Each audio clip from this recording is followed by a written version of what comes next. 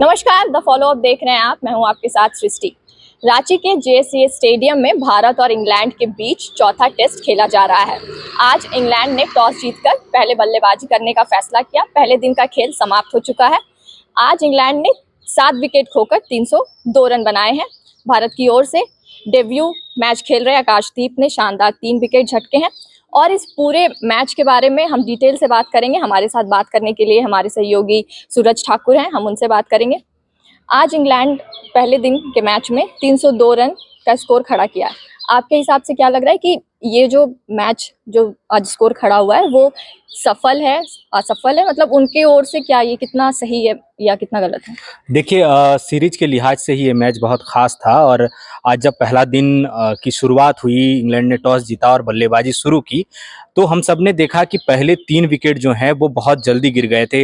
आकाशदीप ने 3 शुरुआती झटके दिए और ये झटके जो हैं 50 रन के अंदर लगे थे उन्हें। उन्होंने 50 रन का स्कोर भी नहीं किया था जब उनके 3 महत्वपूर्ण विकेट गिर गए थे। जरूर उनके ओपनर जो हैं जैक क्रॉली, उन्होंने तेज शुरुआत दिलाई थी और तकरीबन वनडे फॉर्मेट में, या कहने की जो बेसबॉल फॉर्मेट इंग्लैंड का है, जिस तरह से वो लगातार टेस्ट क्रिकेट पिछले 1 डेढ़ साल से खेल रहे हैं, उसी तरह की शुरुआत दिलाई थी, क्योंकि उन्हें 100 के स्ट्राइक रेट से रन बनाए हैं, 42 गेंदों में 42 रन बनाए।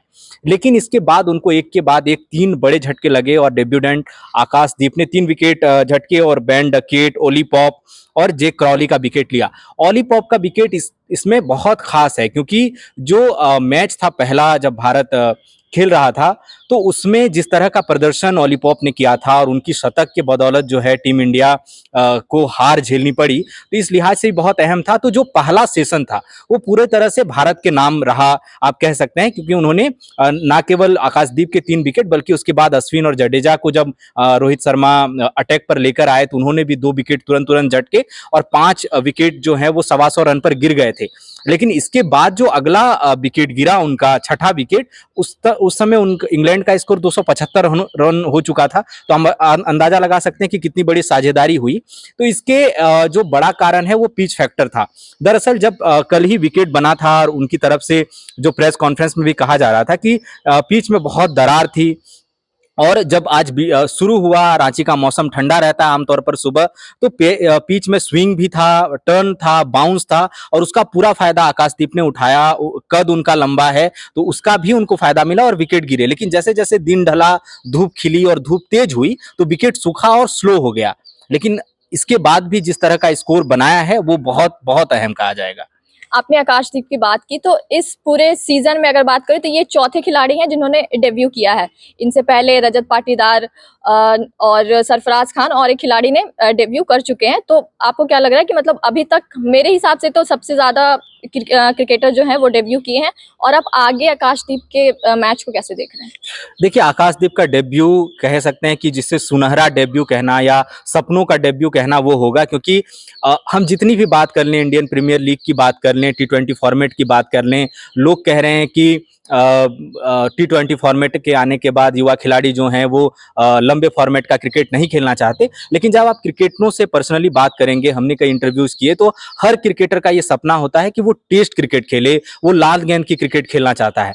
वैसे में आकाशदीप का डेब्यू हुआ और डेब्यू में उन्होंने 3 शुरुआती झटके जिस तरह से दिए और 3 बड़े विकेट हासिल किए। उन्होंने कोई पुछल्ले बल्लेबाजों को आउट नहीं किया, उनके 2 ओपनर बैट्समैन को आउट किया, ओली पॉप को आउट किया, जो इस सीरीज में थ्रो आउट लगातार बढ़िया रन बनाते आ रहे हैं। तो इस लिहाज से आकाशदीप का डेब्यू बहुत अहम है। आकाशदीप की जर्नी जो है वो बहुत संघर्षपूर्ण रही है और बहुत प्रेरणादायी है, क्योंकि वो बिहार के एक छोटे से गांव से जन्मे, और जिस तरह से बातें सामने आ रही हैं उनके इंटरव्यूज के थ्रू, और आज जो डेब्यू कैप देते हुए जिस तरह से कोच राहुल द्रविड़ ने कहा कि 2007 का जब वर्ल्ड कप टीम इंडिया ने जीता था और वो बच्चे थे आकाशदीप, तब उन्होंने सोचा था कि मुझे क्रिकेट खेलना चाहिए। बिहार में उन्हें उस तरह का मौका नहीं मिला, उन्हें राज्य छोड़ना पड़ा बंगाल की तरफ से। और जब उन्होंने प्रथम श्रेणी क्रिकेट शुरू ही किया था, इसके बाद 6 माह के भीतर उनके पिता और भाई का देहांत हो गया। तो ये बहुत दुखद रहा, और उस सारे ट्रॉमा से उबर कर इस तरह का प्रदर्शन करना टेस्ट क्रिकेट में ये अहम है। और जिस तरह से आपने कहा कि डेब्यू के लिहाज से, तो ये भी एक रिकॉर्ड है अंतर्राष्ट्रीय क्रिकेट में कि किसी एक सीरीज में इतने सारे नए खिलाड़ियों का डेब्यू हुआ है। उसमें ध्रुव जुरैल शामिल हैं, सरफराज खान शामिल हैं, रजत पाटीदार शामिल हैं। अब सरफराज खान ने डेब्यू किया, तो आप देखेंगे कि बल्लेबाजी में जिस तरह से 3 डेब्यू हुए, ध्रुव जुरैल हैं, सरफराज खान हैं, रजत पाटीदार हैं। तो भारत में अभी क्या हो रहा था कि मध्य क्रम को लेकर हमेशा चिंता रही है। और जब अभी केएल राहुल चोटिल हैं, विराट कोहली निजी कारणों से क्रिकेट से बाहर हैं, आपने अजिंक्य रहाणे और चेतेश्वर पुजारा को मौका नहीं दिया और रोहित शर्मा ने कहा कि हम भविष्य की ओर देख रहे हैं और ये टफ डिसीजन लेते हैं, तो उस तरह में सरफराज खान ने जिस तरह की बैटिंग की है, रजत पाटीदार को मौका मिला, वो इस तरह से नहीं भुना पाए, लेकिन प्रतिभा है उसमें। ध्रुव जुरैल ने भी पिछले मैच में एक उपयोगी पारी खेली थी, उनको दूसरी पारी में बैटिंग करने का मौका नहीं मिला। तो ये पूरा जो सिनारियो आप देख रहे हैं युवा खिलाड़ियों के लिहाज से, तो ये बहुत अहम है। दूसरी बात है कि जसप्रीत बुमराह जो इस पूरी सीरीज में सबसे ज्यादा विकेट अभी तक झटक चुके हैं। पिछला मुकाबला आप याद कीजिए कि जब मैच फंसता नजर आ रहा था तब किस तरह से बुमराह ने निकाला, तो उसमें अब जब उनको आराम दिया गया तो लग रहा था कि उसकी जगह क्यों, क्योंकि मोहम्मद शमी प्रमुख गेंदबाज हैं, वो चोटिल होकर बाहर हैं। आप ईशांत शर्मा, उमेश यादव, आप वो तेज गेंदबाज आपके पास रहे नहीं, उनको मौका आप दे नहीं रहे हैं। तो ऐसे में जब बुमराह को भी आराम दिया गया तो ये सवाल था कि रांची टेस्ट में फिर आगे क्या होगा। तो जिस तरह से आकाशदीप ने प्रदर्शन किया है, अभी लंबा सफर है, लेकिन आप कह सकते हैं कि भारतीय तेज गेंदबाजी की एक नई पीढ़ी जो तैयार करने का मिशन जो विराट कोहली ने शुरू किया था अपनी कप्तानी में टेस्ट क्रिकेट में, वो जो परंपरा है या वो सिलसिला है, वो मजबूती से आगे बढ़ता जा रहा है। रांची का जो टेस्ट है वो टीम इंडिया के लिए जीतना कितना जरूरी है?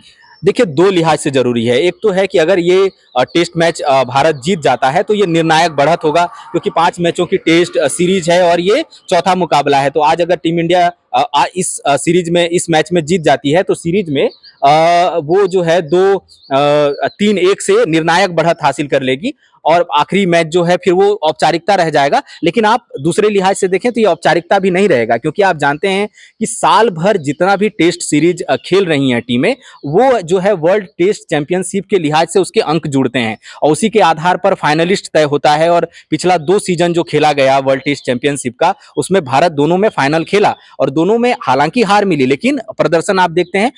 तो इस लिहाज से वो जरूरी है कि वो जितना ज्यादा टेस्ट मैच जीतते हैं उतने ज्यादा पॉइंट उनके होंगे और उस लिहाज से वो WTC का फाइनल जो है वो खेल पाएगी।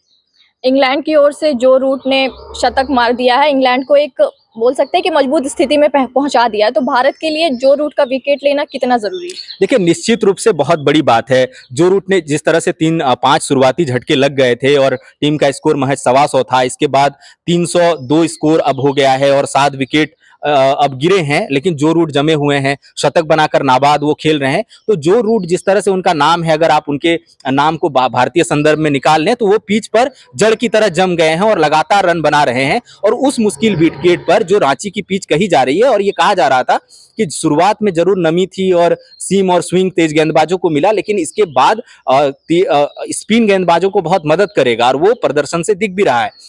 तो वैसे में जब भारत में की टीम में 2 वर्ल्ड क्लास स्पिनर हैं, जडेजा हैं, अश्विन हैं, और जिस तरह का प्रदर्शन उन्होंने किया है, वहां पर जो रूट ने खेला, जो रूट ने ये जो सेंचुरी लगाई है, ये इंग्लैंड की तरफ से मतलब भारत के खिलाफ वो उन्होंने 10वीं सेंचुरी लगाई है और कुल मिलाकर 31वीं टेस्ट सेंचुरी उन्होंने लगा दिया।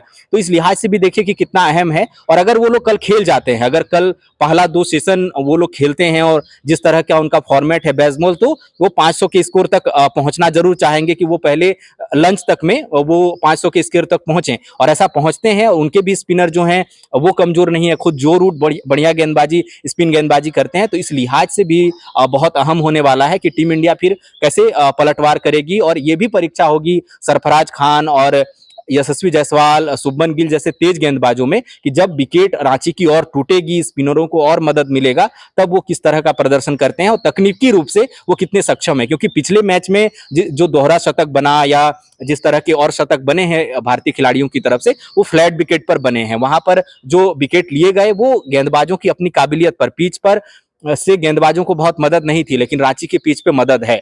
तो इस लिहाज से जो रूट का शतक जो है बहुत खास होने वाला है। और इंडिया के लिए, अगर इंडिया चाहती है कि उसे कम से कम स्कोर जो है पहली पारी में पीछा करना पड़े, तो उस लिहाज से भी जरूरी है कि जो रूट का विकेट जो है, कल जब मैच शुरू होगा 9 बजे, तो जल्दी से जल्दी उसका विकेट निकालने का प्रयास करेंगे। इस पूरे सीरीज में अगर हम डेब्यू करने वाले खिलाड़ियों की बात करें तो उन्होंने काफी अच्छा प्रदर्शन किया। पहले यशस्वी जायसवाल ने लगातार 2 दोहरे शतक मारे, फिर सरफराज खान ने भी अच्छा प्रदर्शन किया। तो अब इस मैच में आप किस तरीके से देख रहे हैं सरफराज खान और यशस्वी जायसवाल की बल्लेबाजी को? देखिए, दोनों की भूमिका बहुत अहम होने वाली है, क्योंकि यशस्वी जायसवाल ने जिस तरह का प्रदर्शन किया, सरफराज खान ने डेब्यू में दोनों ही पारियों में अर्धशतक लगाया है, तो ये कई बार होता है क्या कि कोई खिलाड़ी आता है, वो तेज खेलता है जिस तरह से सरफराज खान खेल रहे हैं, तो कई बार ये चस्पा कर दिया जाता है कि भाई लक चल गया या वन टाइम वंडर है। लेकिन वो कंटिन्यूटी जब बनी रहती है, कोई खिलाड़ी निरंतरता कितना अपना प्रदर्शन में रखता है, तो उसकी परीक्षा होगी रांची की पिच पे, क्योंकि रांची की पिच को हमेशा ये माना जाता है कि धीमी पिच है और धीमी पिच पे बल्लेबाजी मुश्किल नहीं होती। तो असली परीक्षा होगी, लेकिन जिस तरह का टेम्परामेंट दोनों खिलाड़ियों ने दिखाया है, पूरी उम्मीद की जा रही है कि यहाँ पर वो दोनों शानदार प्रदर्शन करेंगे। तो आपने पूरी जानकारी हमारे सहयोगी सूरज ठाकुर से सुना। बाकी आप मैच जाकर स्टेडियम में देख सकते हैं और ऐसे ही बाकी की खबरों के लिए देखते रहें द फॉलो अप।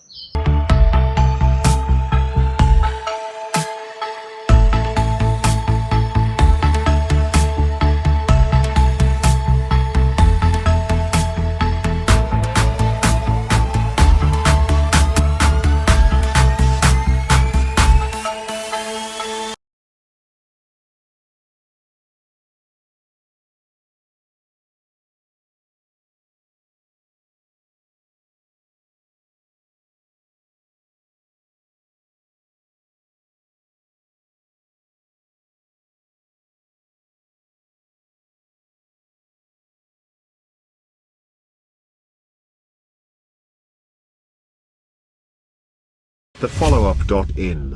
Like.